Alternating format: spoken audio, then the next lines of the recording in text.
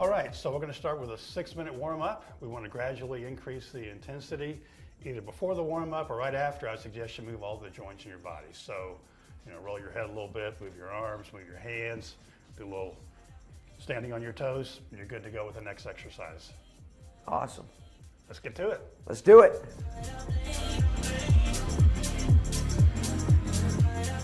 All right, so now we're going to do some band front raises, and they look like this. And we're doing this to build up directly those muscles that we use to hold our ski poles in the right position. So, I'm going to go like this. When you're done with this, it's good to hold for a few seconds just to get a little more endurance built up in those shoulder muscles. And again, we're on the foam pad. So we're going to have a little bit of a balance challenge, a little bit of feeling in the feet that we can be aware of. And then we can always move fore and aft while we're doing this to practice that motion if you want to add a little fun to it. We can do a little edging while we're doing this. We're building coordination, or we can just do it like this. But we want to build up those shoulders so we don't have to think about holding our hands in the right position. Perfect. Now we're going to do some band pull aparts. So they look like this. We hold the bands out here and pull them apart. Beautiful. Now the reason that we're doing this is it builds up some of those muscles that help hold our poles up in the right ski position, like this, which we've been working on. Now if you want to have some more fun while you're doing the pull aparts, you can kind of go back and forth on the pad. Well, or you can do some edging if you want to do some edging. So this doesn't have to be all work. It can be some fun too. That's exactly what we like to do. More ski fun. Absolutely.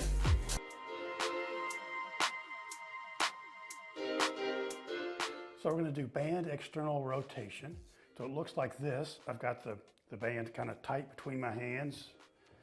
And I'm going to keep my elbows close to my body, core tight, and then bring my hands out. So this is working our shoulder blades and the connections back to our arms. It's your rotator cuff muscles. This helps with your posture in general. And of course, we've talked about having the poles in the right position. This is some of the muscles that keep your hands up in the right position as you're skiing.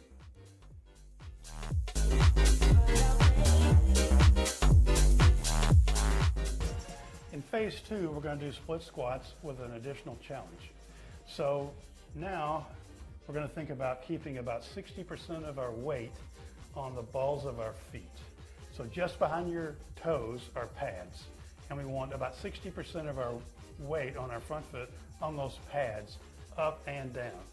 We want to pause at the bottom of the split squat. Now, if you want more of a challenge and you feel like your knees are doing well, then you can put a little more pressure on, say, the pad behind your big toe or the pad behind your little toe. You can kind of go back and forth a little bit if you want. If you don't feel comfortable with that, just keep that weight on the balls of your feet evenly. Here's the way it looks. Get lined up here. Feeling comfortable. Hands in a good ski position as always. Pause at the bottom. Come up. Subtle, but I've got about 60% of my weight on the balls of my feet. And now I'm going to put more weight on the ball of my foot right behind my big toe. So you're shifting your weight right now. I'm shifting my weight laterally slightly. And now I'm going to shift it laterally slightly to the left. And now I feel a little more pressure over my little toe. Up and down, up and down. And we're going to pause at the bottom, come back up. There's no rush. We're not in a big hurry. It makes it a little bit harder if you pause at the bottom. But when you're skiing, you're pausing in this position as you're going through a turn.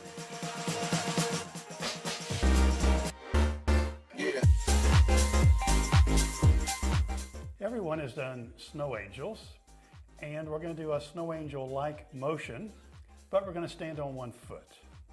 And this is going to challenge our balance and also work our core to keep everything stable. Sounds fun. Oh, it is fun. And at the same time, we're using our legs and our hands in different ways. We're practicing that. So we're practicing part of the coordination of skiing. Here's how it looks. Go up on one foot. And we make the snow angels with our arms.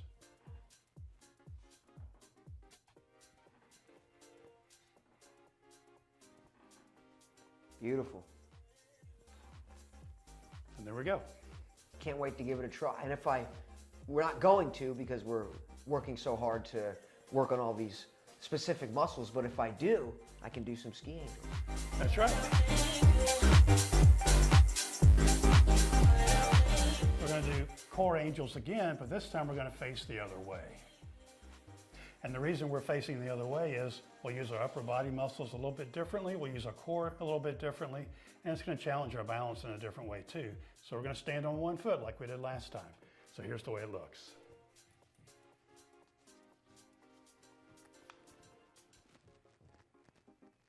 Balance on one foot, and we make our snow angels.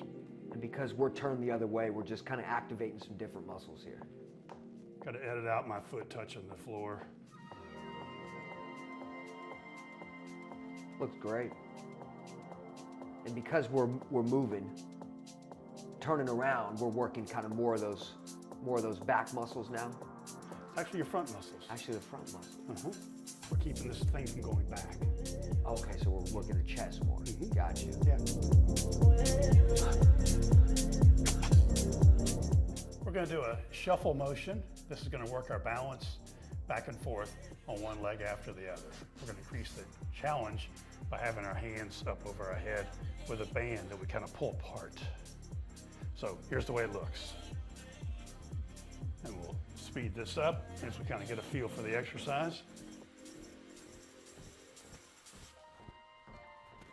Now, Steve, are we tap dancing? We got to understand, how does this relate to skiing? This is just building coordination on one foot and the other foot in balance. Okay, that makes a lot of sense. Yes. And it looks fun too. Oh, it is fun.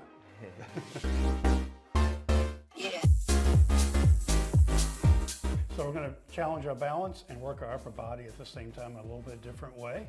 We did core angels a minute ago. Now we're going to do what is called arm flutters. Here's the way it looks. We're going to stand on one foot, okay, like last time. And then we're going to move our hands back and forth like this.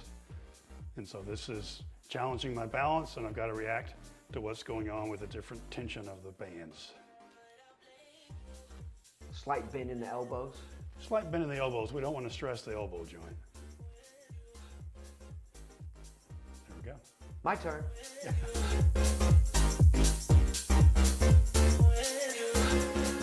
We're doing lots of balance work today. We're going to do the arm flutters, and this time we're going to face forward instead of back. So here's the way it looks. And of course, we're going to stand on one leg at a time.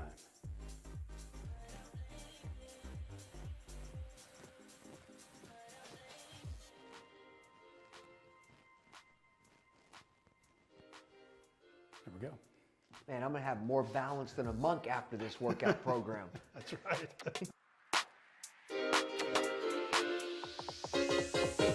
Now we're going to do foot edging again, like we did in phase one. Now remember, in phase one, we just went back and forth on both feet.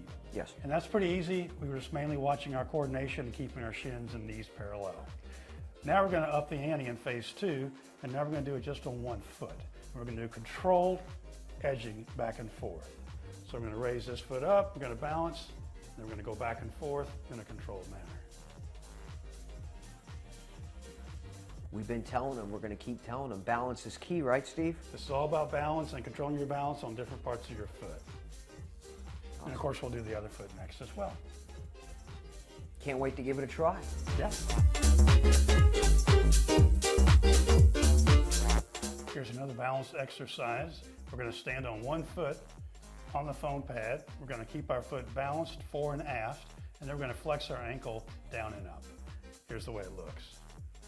Hands in a good ski position as always. Balance on one foot, and then flex the ankle.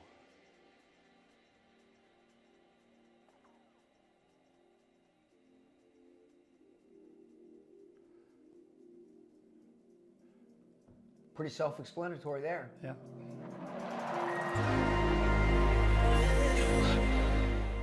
So we're going to do a bird dog movement again like we did last time, but now we've got some resistance pulling us sideways.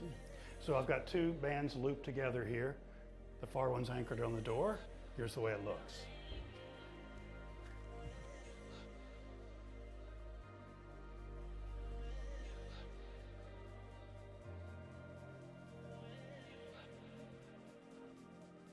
That's working a lot of different muscles there too, I bet. Yeah, this is working your core, your glutes, your arms, all at once.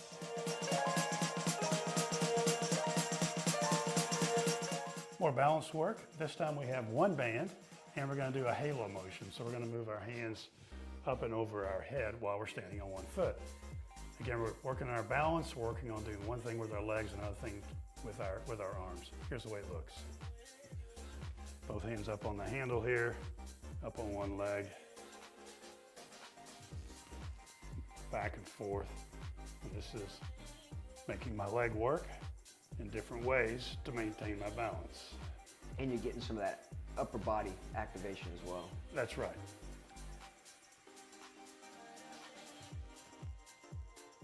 So it's also helping that upper body strength as well. That's right. It's not a hard challenge, but it is a challenge. So with skiing, we really are connecting that upper and lower body a lot, because kind of what I feel as a more of a novice skier, you know, I really just feel like it's just all lower body. That's not true? No, it's subtle, but you're always doing one thing with your upper body and another thing with your lower body. So it's called separation of your upper and lower body. So you'll be facing down the hill while your hips move across, still facing down the hill while your hips move across as you turn the other way. And at the same time, you're working your legs. The pole plant is part of a good turn. So when you plant the pole, your legs aren't doing anything. Then you're turning. Right. Plant the pole, go the other way. Plant the pole, come back. Plant the pole, come back. Plant the pole, come back. So makes perfect sense. Coordination thing is subtle, but it's a coordination of everything. It's very important. Yeah.